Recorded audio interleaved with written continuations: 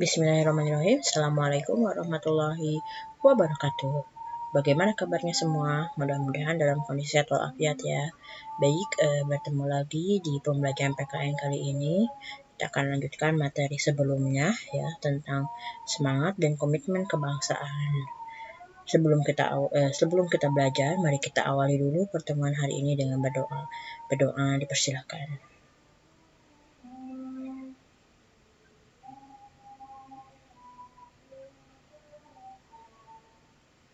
Ya, berdoa selesai.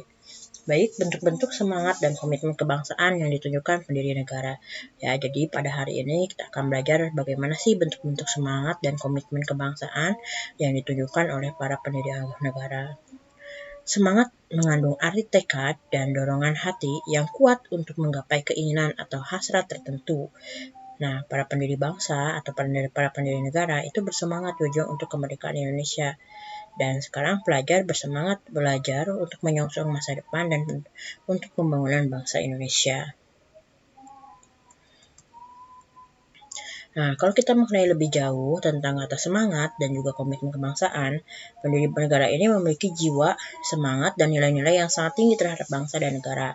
Jiwa, semangat, dan komitmen dalam perjuangan merebut kemerdekaan ini disebut juga sebagai nilai-nilai kejuangan 45. Jiwa, semangat, dan nilai-nilai kejuangan bangsa Indonesia tidak lahir seketika, tapi butuh proses yang panjang ya, yang mulai berkembang dari sejarahnya itu dari zaman ke zaman. Artinya bahwa embrio nilai itu sudah ada dari zaman kerajaan, hanya belum muncul dan dirumuskan, barulah tercapainya titik kulminasi atau titik puncak. Jadi baru kecapai embrio nilai itu ya pada saat tahun 1945, pada saat kita merdeka. Nilai-nilai itu disepakati sebagai dasar atau landasan kekuatan dan daya dorong bagi para pendiri Republik Indonesia. Jadi nilai-nilai yang dimiliki oleh para pendiri negara itu digabungkan ya di dalam landasan, kemudian di dalam sebagai dasar negara gitu kan, atau sebagai kekuatan dan daya dorong bagi para pendiri bangsa Indonesia.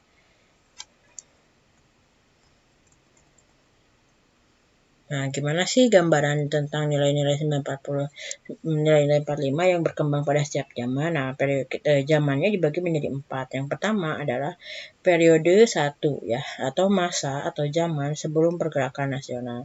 Yang kedua itu adalah periode 2, itu adalah masa dan pergerakan nasional ya. Dan ketiga, masa periode proklamasi dan perang kemerdekaan. Jadi di periode 3 ini menjelaskan tentang masa-masa proklamasi dan juga perang setelah kemerdekaan. Dan yang terakhir di periode keempat adalah masa perjuangan mengisi kemerdekaan. Nah, gimana sih gambarannya nilai-nilai 45 yang berkembang di setiap zaman dan yang diterapkan di zaman-zaman ini? Nah, periode 1 pada saat masa sebelum pergerakan nasional. Nah, sejak dulu Nusantara dimiliki oleh kerajaan yang merdeka dan berdaulat. Jadi Nusantara ini dikuasai oleh 2 kerajaan ya yang sangat terkenal, yaitu Kerajaan Sriwijaya dan Majapahit. Ya, kehidupan dalam kerajaan juga diisi oleh kerukunan dan kedamaian antara pemeluk agama, baik Hindu, Buddha, Islam, Katolik, Kristen, Konghucu, dan juga penganut kepercayaan lainnya. Nah, pada waktu itu sudah mulai itu timbul nilai jiwa, semangat, dan nilai-nilai kejuangan ya, yaitu kesadaran harga diri, jiwa kemerdekaan, ya jiwa merdeka maksudnya, ketakwaan kepada Tuhan Yang Maha Esa, dan juga kerukunan hidup umat beragama, serta kepeloporan dan keberanian. Nah, di masa ini ya kita tahu sebelum disebutnya masa pergerakan nasional, ya masa sebelum pergerakan nasional ini, karena memang pada saat itu kita belum dijajah oleh negara-negara kolonial ya. Jadi kita masih berdiri sendiri, walaupun memang pada saat itu kita itu belum bersatu gitu ya, tapi bibit-bibitnya kejuangan itu sudah ada, bahwa kita itu memang punya harga diri, punya semangat ya. Nah, ini ditunjukkan oleh apa? Ditunjukkan oleh berjayanya kerajaan-kerajaan di beberapa daerah gitu ya, dan bahkan menguasai Nusantara sampai semenanjung Melayu. Nah, kemudian periode yang kedua ini adalah masa pergerakan nasional nih. Sebelum perjuangan di masa pergerakan nasional ya sebenarnya perjuangan melawan penjajah itu sudah dilakukan, hanya saja masih bersifat kedaerahan gitu ya.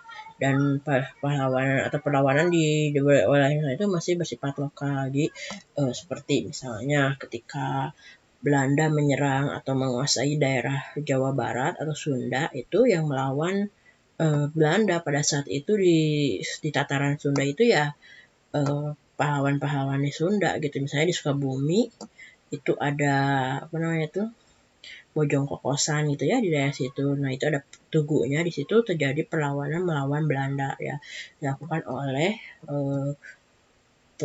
pahlawan-pahlawan daerah gitu. Ya, contohnya lain dilakukan oleh Sultan Hasanuddin, Kapitan Patimura, Pangeran Diponegoro, dan juga masih banyak lainnya. Nah, perlawanan tersebut itu bersifat lokal dan tidak mampu melawan atau membendung kekuatan dari Belanda karena kita masih terpecah-pecah ya dan masih bersifat kedaerahan. Dalam masa pergerakan nasional, jiwa merdeka makin menggelora. Ya, rasa harga diri bangsa yang tidak mau dijajah menggugah semangat mereka dan perlawanan seluruh masyarakat terhadap penjajah untuk berusaha kembali merebut kedaulatan dan kehormatan bangsa ya. Nah, timbullah jiwa semangat dan nilai-nilai kejuangan, nilai-nilai harkat martabat dan nilai harkat dan martabat manusia. Nah, jiwa dan semangat pahlawanan, kesadaran anti penjajah atau penjajahan ya, itu kesadaran persatuan dan kesatuan dan perjuangan. Jadi dalam masa pergerakan nasional ketika Budi Utomo kemudian Syarikat Islam itu muncul, itu sebetulnya dilandasi oleh nilai-nilai kejuangan 45 di mana kita yang ditindas ya, kita merasa harga diri kita diinjak-injak gitu. Harga diri kita diinjak-injak, kita sadar kita harus melawan gitu ya. Kita harus kembali merebut kedaulatan dan kehormatan bangsa. Kita tidak bisa diam, kita punya harkat dan martabat yang harus dijaga, yang harus ditegakkan gitu ya. Nah, akhirnya dari sana gitu bentuk-bentuknya ya berupa apa ya, mereka melawan dari berbagai bidang ya, baik itu dari segi diplomatis, peperangan, dan juga dari diskusi-diskusi gitu ya. Nah, itu tahap awalnya tadi jelaskan sedikit ya. Pada masa pergerakan nasional itu adalah pada masa ditandai lahirnya Budi Utomo ya tahun 1958 ya, serikat dagang Islam juga ya. Nah, dan terakhir ya sebelum terjadi kemerdekaan kita berhasil pada tahun 1928 terjadilah Sumpah Pemuda yang dimana di situ terjadi persatuan dan kesatuan ya.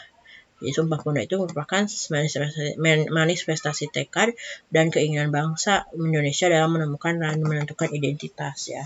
Dan juga menunjukkan rasa harga diri sebagai bangsa, rasa solidaritas yang menuju persatuan dan kesatuan bangsa. Lalu akhirnya ya menjurus ke kemerdekaan dan perdaulatan bangsa. Nah, tapi ya apalagi ditambah lagi dengan pada saat Jepang menjajah Indonesia tahun 1942 sampai 1945, akibat penjajahan Jepang, rakyat Indonesia mengalami penderitaan. Betul, tapi pada masa itu pemuda semakin digembleng ya dan akhirnya menimbulkan semangat yang kukuh dan memupuk militansi yang tinggi untuk mereka. Penggemblengan oleh Jepang ini menimbulkan hikmah dan manfaat ya untuk merebut kemerdekaan. Karena kita semakin semangat tuh, apalagi di akhir-akhir penjajahan Jepang itu sudah lemah karena kalah melawan sekutu ya, akhirnya kita berkesempatan untuk meraih kemerdekaan gitu ya.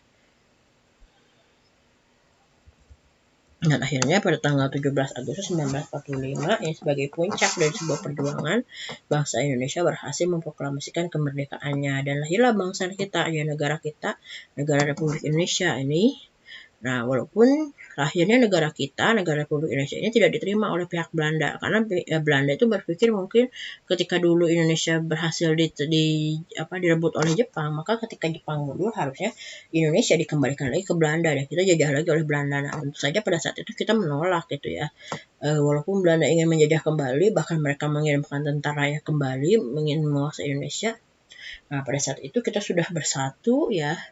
Ya akhirnya Belanda juga kewalahan walaupun kita tetap gitu ya melawan lewat angkat senjata, lewat bidang politik, juga lewat bidang diplomasi gitu.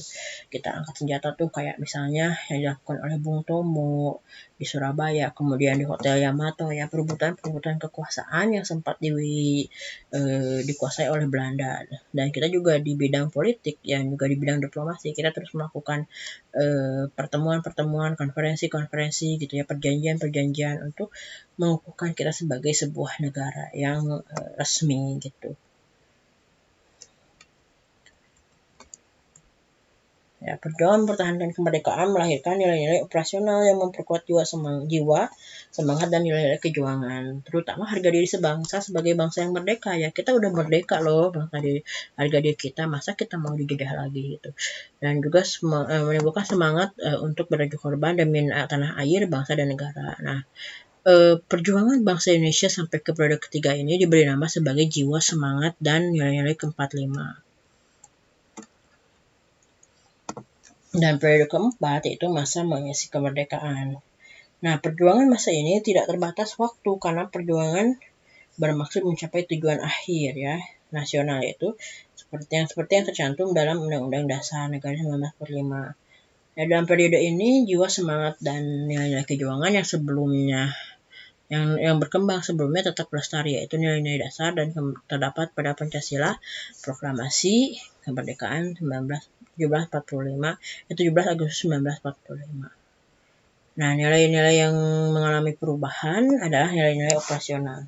Dalam masa perjuangan mengisi kemerdekaan, kemungkinan nilai-nilai semangat juang dan akan bertambah ya. Secara kualitatif, kemungkinan akan mengalami perubahan-perubahan sesuai dinamika dan kreativitas dalam kehidupan bermasyarakat, berbangsa, dan bernegara.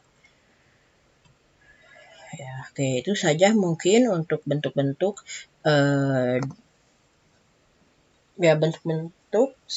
semangat dan komitmen kebangsaan yang ditunjukkan oleh para pendiri negara ya, dari awal sebelum masa pergerakan nasional, sebelum kita dijajah, kemudian sampai kita akhirnya merdeka, dan bagaimana kita mengisi kemerdekaan mengisi kemerdekaan untuk meningkatkan komitmen dan semangat dan komitmen kebangsaan kita. Baik, itu saja mungkin yang bisa saya sampaikan oleh Saudara. Mohon maaf ada hal-hal yang kurang berkenan ya. Terima kasih atas perhatiannya. Kita tutup dengan melafazkan hamdalah bersama-sama. Alhamdulillahirobbilalamin, dan kafaratul majelis. Subhanaka Allahumma bihamdika asyhadu an la ilaha illa anta astaghfiruka wa atubu ilaik. Assalamualaikum warahmatullahi wabarakatuh.